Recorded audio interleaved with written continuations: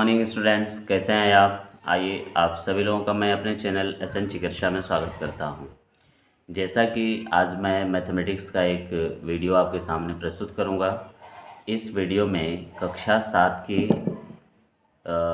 एक चैप्टर है unitary method, जो चैप्टर नंबर 9 के नाम से जाना जा रहा है, यूनिटरी मेथड। इस यूनिटरी मेथड को मैं आपको आज समझाऊंगा।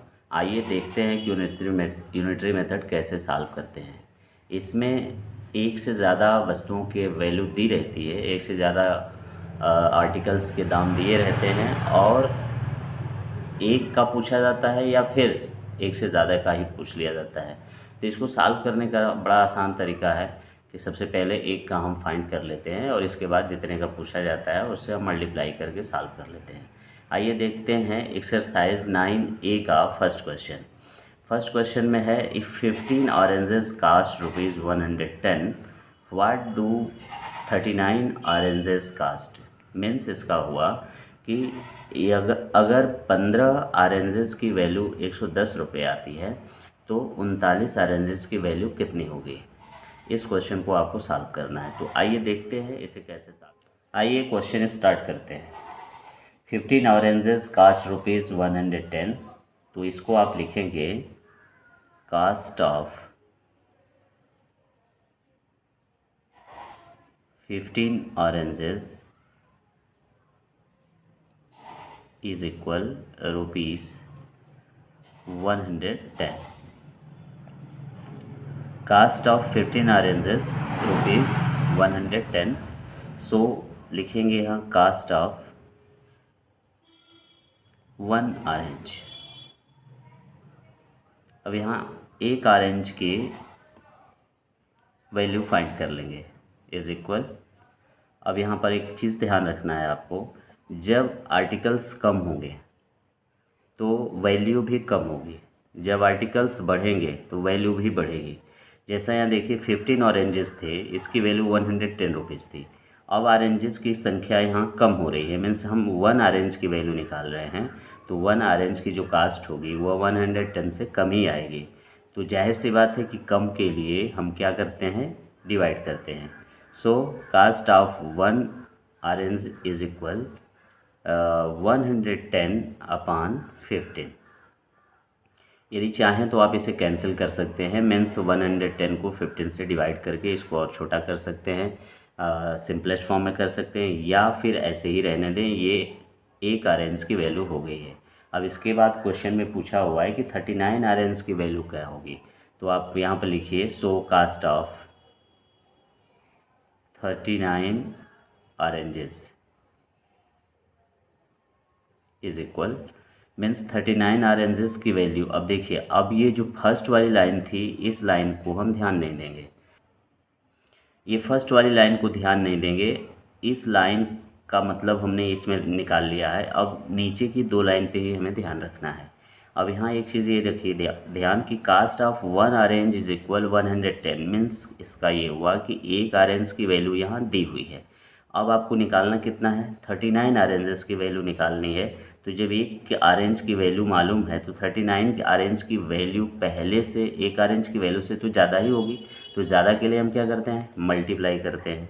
सो 110/15 मल्टीप्लाई 39 हो जाएगा।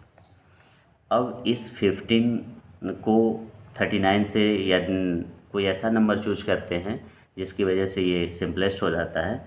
तो अब इसे हम कट करते हैं। मान लीजिए 3 हम लेते हैं, तो 3 से कट करेंगे तो 3 5 जा 15 होगा। इसको कट करते हैं तो 3 1 जा 3, 3 3 जा 9 हो जाएगा।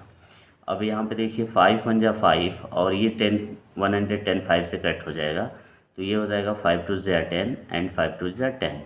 मीन्स डाउन साइड में आप देख रहे हैं कि यहाँ 1 है और अप साइड में 22 और 13 है। तो यहाँ क्या करेंगे, अब हम 22 मल्टीप्लाई 13 कर लेंगे। अब आपस में मल्टीप्लाई करके आप इसका आंसर फाइंड कर लेंगे।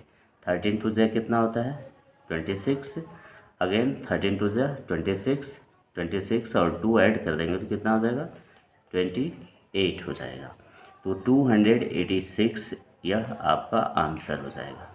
Means you can write cost of 39 oranges is equal ₹286। ये आपका आंसर हो जाएगा। तो इस टाइप के और भी नीचे क्वेश्चन हैं, जैसे क्वेश्चन नंबर 2 है, 3 है, ये दोनों इसी टाइप के क्वेश्चन हैं और आप इसे आसानी से कर सकते हैं। सबसे पहले जो दिया है उसकी वैल्यू आप राइट कर लेंगे, इसके बाद एक आर्टिकल्स की वैल्यू फाइंड कर लेंगे, और जब एक आर्टिकल की वैल्यू फाइंड हो जाएगी तो फिर जितना दिया है उतने आर्टिकल की वैल्यू फाइंड करने के लिए फर्स्ट वाली लाइन को आप छोड़ देंगे और फिर नीचे से फर्स्ट और सेकंड दोनों लाइन को लेकर के कंपैरिजन करेंगे। मीन्स जब वैल्यू बढ़ेगी तो कास्ट भी आर्टिकल्स बढ़ेगी तो कास्ट भी बढ़ेगा, और आर्टिकल कम होगा तो कास्ट भी कम होगा। इस चीज़ का हमें ध्यान रखना है, क्योंकि यूनिटरी मेथड हमेशा डायरेक्ट वेरिएशन में काम करता है। डायरेक्ट वेरिएशन का मतलब ये होता है कि यदि एक साइड में मीन्स एक आर्टिकल्स आपकी वैल्यू बढ़ रही है, आर्टिकल बढ़ रहा है, नंबर ऑफ़ आर्टिकल बढ़ रहा है, तो उसकी कास्ट भी बढ़ेगी। यदि नंबर ऑफ़ आर्टिकल कम हो रहा है तो उसकी कास्ट भी कम होगी। तो यह चीज़ आपको ध्यान रखना है कि यह डायरेक्ट वेरिएशन का मैटर है। डायरेक्ट वेरिएशन में ऐसा ही होता है, यदि बढ़ेगा तो दोनों साइड में बढ़ेगा, या कम होगा तो दोनों साइड में कम होगा। तो इस तरीके से आइए देखते हैं आइए दूसरे क्वेश्चन की तरफ बढ़ते हैं। सेकेंड क्वेश्चन इसका है, if 8 kg sugar cost ₹260, how much sugar can be bought for ₹877.50? इस क्वेश्चन का मतलब सबसे पहले समझ लीजिए। इसका मतलब ये है कि 8 kg ऑफ शुगर 260 रुपीज़ में मिलता है।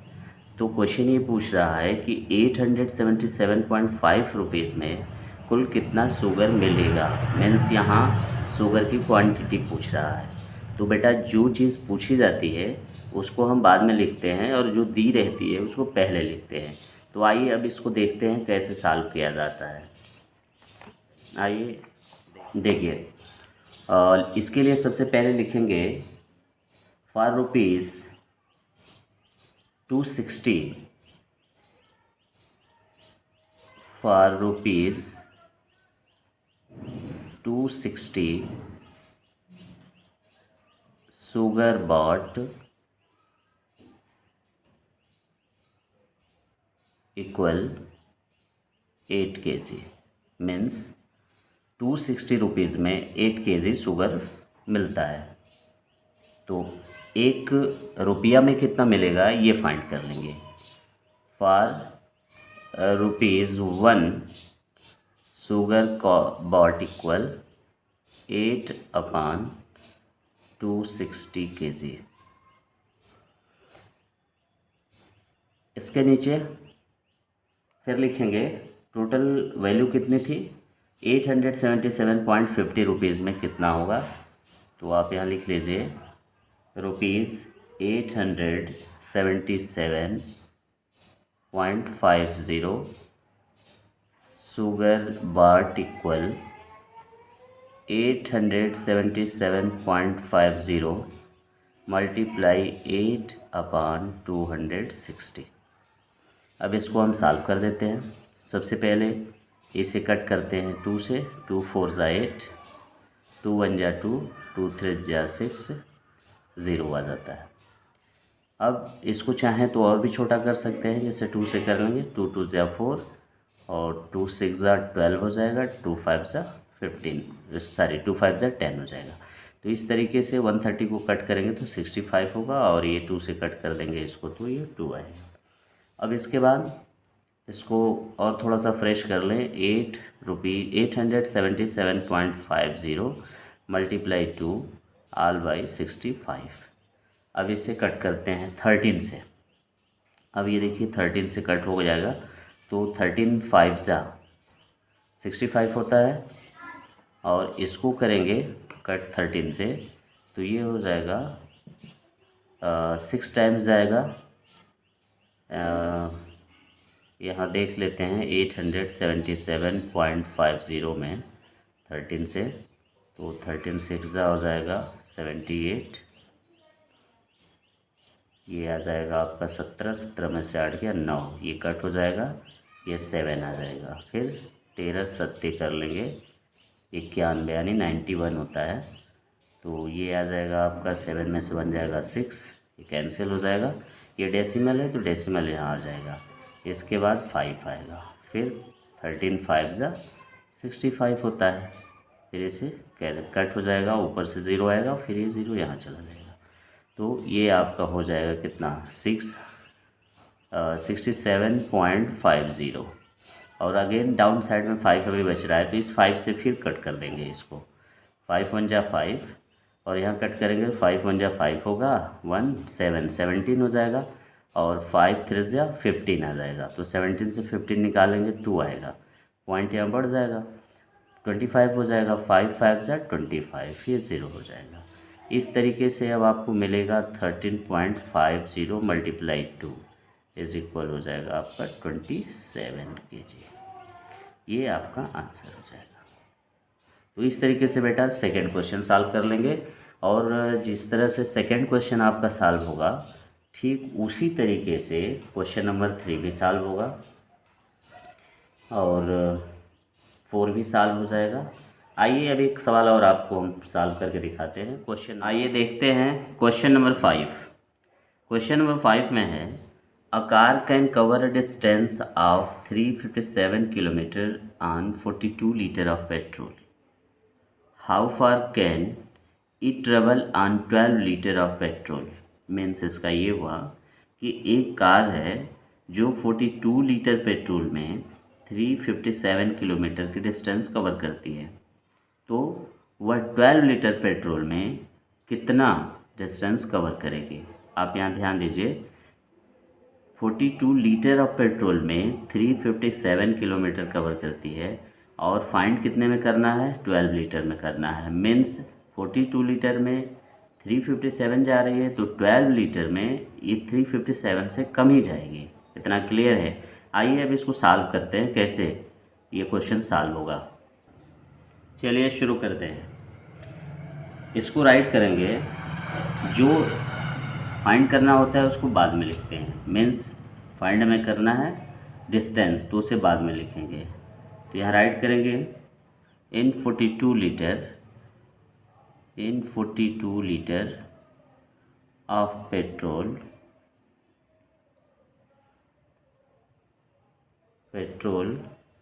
a car cover distance